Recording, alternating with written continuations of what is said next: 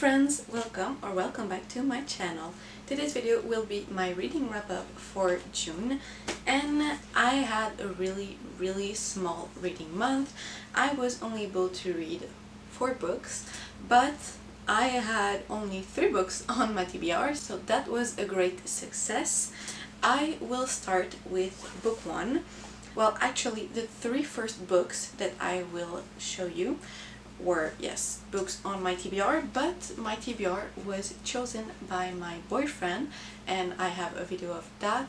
There's no explanation for his choices, he really just took them at random.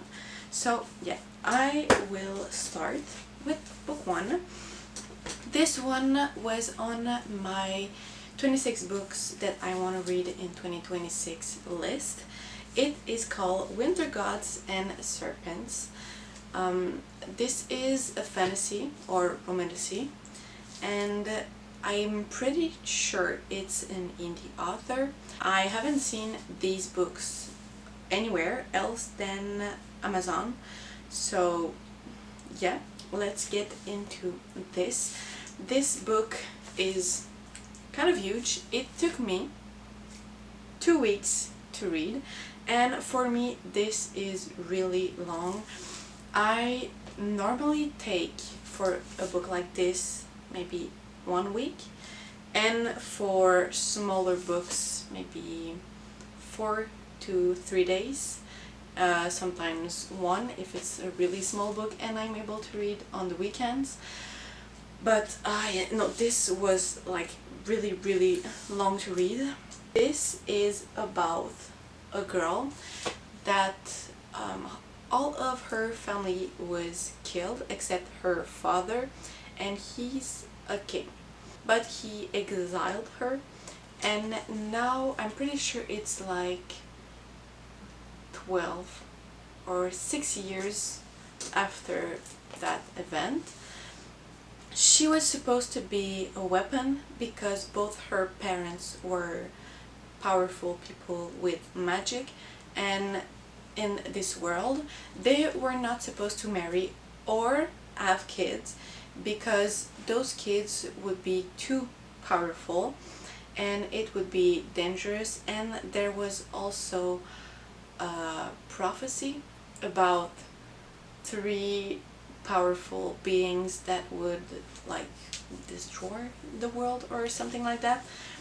So people thought that her sister and her older brother had these powers and that they were these destroyer of the world, and that is why her family was killed, but she escaped, so she didn't die. And turns out that her sister and brother didn't even have powers, so they were not the kids from the prophecy. And well, she is really angry at everyone, and more so her father. She really hates the man. She never loved him, I think, and people where she grew up didn't like her also. So now she actually comes back from her exile because her father needed her. He wanted to marry her to the king of the people who killed her family, so they are the enemy. She doesn't know what he looked like, she has just heard about him, and now things happen, and the people, the enemy, they don't want her to die, so they send 2 people to be her guard, kind of, and they just follow her around. And at first they all don't really like each other, but she befriends one of the guards. And in this book we have 2 POV, so we have the FMC and the MMC, who is one of the guard, and both guards are brothers. So we learn a bit about the brothers and the FMC, and we kind of see the evolution of the feelings that everyone have towards each other. they start to not hate the other too much and actually become friends and like the company of the other one. So our FMC and MMC kind of fall in love, but they can't be together because she will marry the king.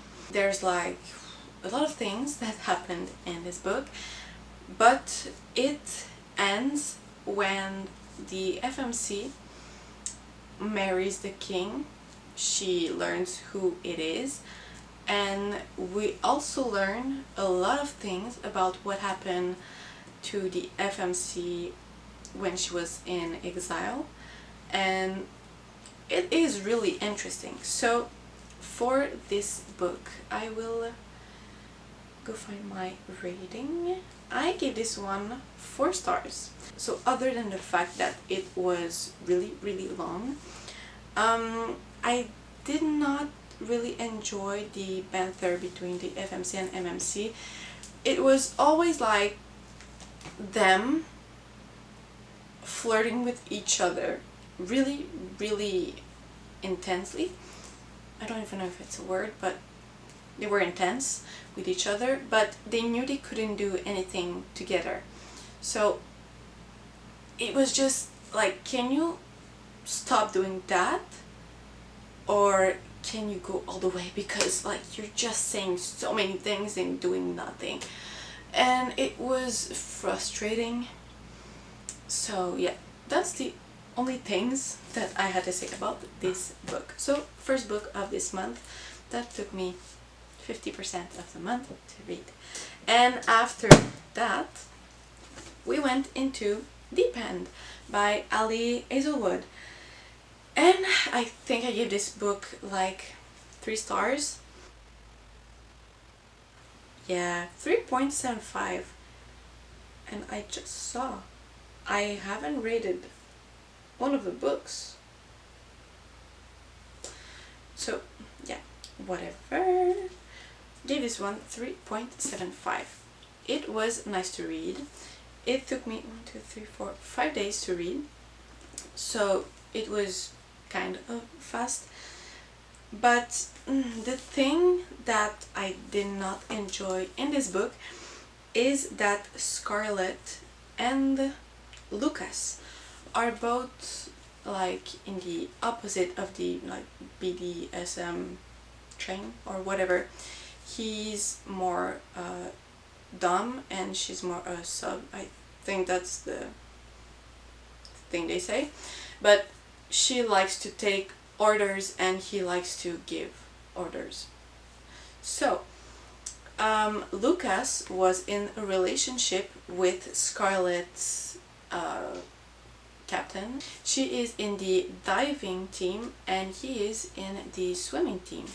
So they are both like swimmers, but for different things.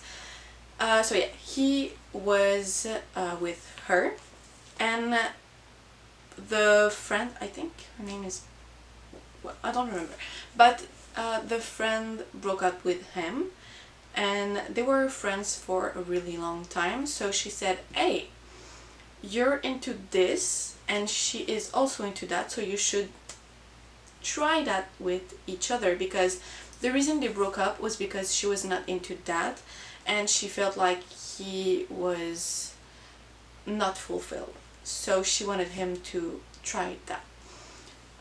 They eventually, Scarlett and Lucas, tried that, but the thing is they had a whole list of like a lot of kinks or whatever that that existed, and they had to say, did I try that? Do I want to try that? Do I not want to try that? What do I like? Blah blah blah. And their lists were, well, mostly the same. We never knew what was on those lists, and they were both like, oh yeah, we're gonna try that with each other and blah blah, we're so kinky, but like nothing really happened. They never really explored their kink with each other, it was pretty, I wouldn't say normal, because it was definitely not normal, but it wasn't really like that crazy. So I just love when my camera just cuts when I'm talking. So, as I was saying, what they did was not normal, but it was definitely not crazy, not super kinky or whatever. So when I went into that book, I wanted to read something that is not in like the classical romance or whatever, like the other books that I read, but it was, and it was not supposed to be that. So that's why I was a bit disappointed, but as a romance, it's good. It's just not what it was supposed to be. So I gave this one 3.75. After that, I read this one, and I don't know why, but it is not on my Goodreads, and like I know I have read that. So why is it not there? Okay. So now it will be there. But I had the Night Circus on my TBR. This book was interesting.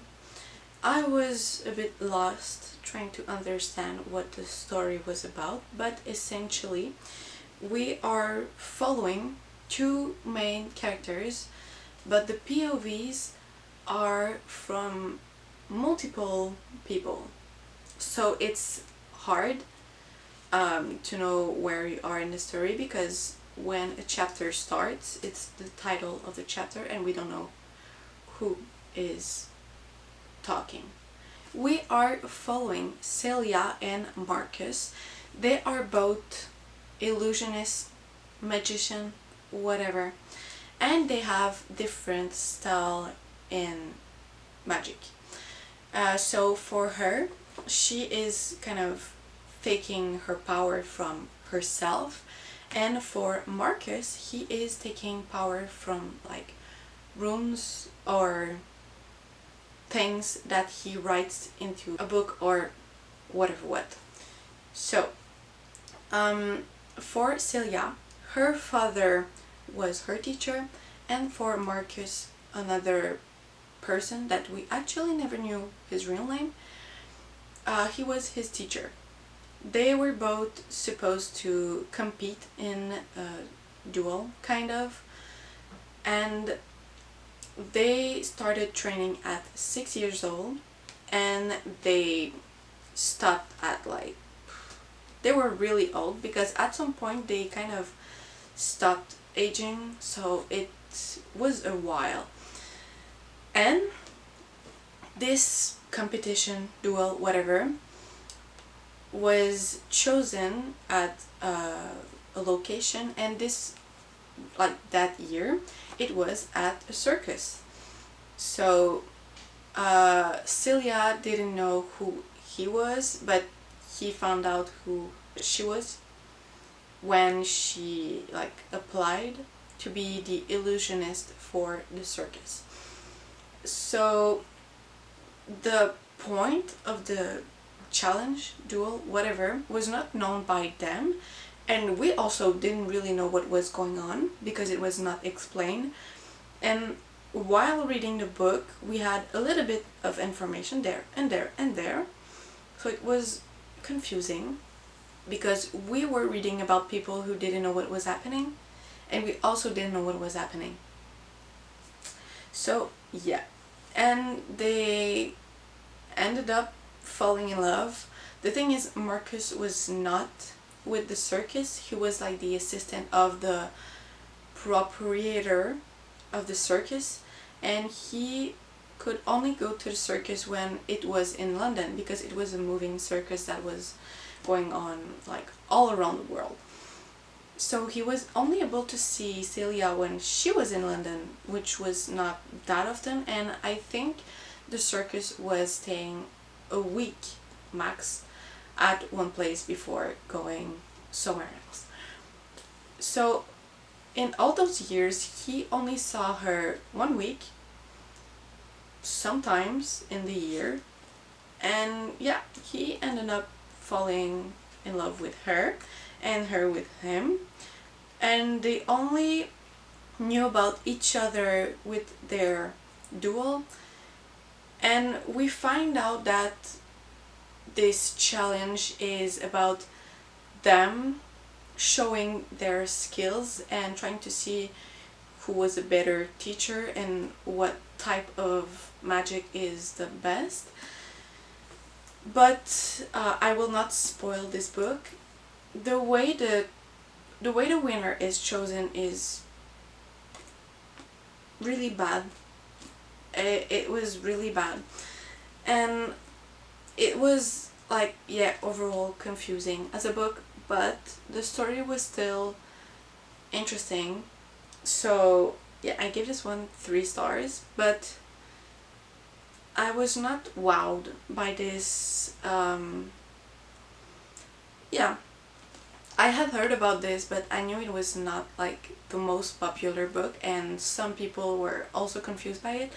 So I didn't have like high hopes for this. Yeah, this was my 3rd book, and now I will stop my camera and record again because I know it will stop, and I don't want it to stop again when I'm talking. So yeah. Okay, now for the 4th and final book that I read this month, we have book 2 in the off-campus series.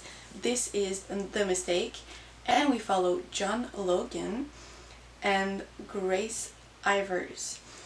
So John Logan is a hockey player. We read about him in book 1.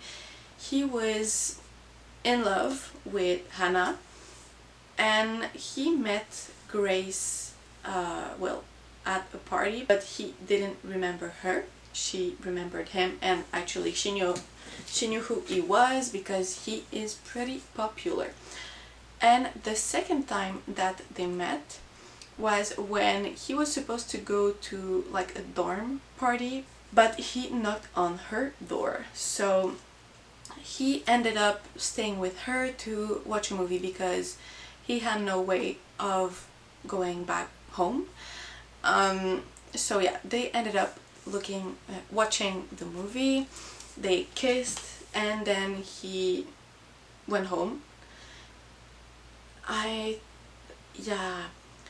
He came back, I think like a week later, because she was not satisfied with their first meeting, and he was not happy about that. So he wanted her to be satisfied, and they hooked up again. They exchanged numbers, and after that there was a rumor about her telling people that she hooked up with him, but they all thought that she was lying to get attention. So a lot of things happened, and he ended up kind of dating her. But then when they were about to actually do the deed, he couldn't go through because he was feeling like he was using her to forget about Hannah. So he told her that, and she told him like, get the out. And when he came home, Anna was there, they had a talk, and he understood that he was not in love with her, but he was envious of a romantic relationship. So he wanted what her and Garrett had, a relationship. So it was like, oh, Grace was the one.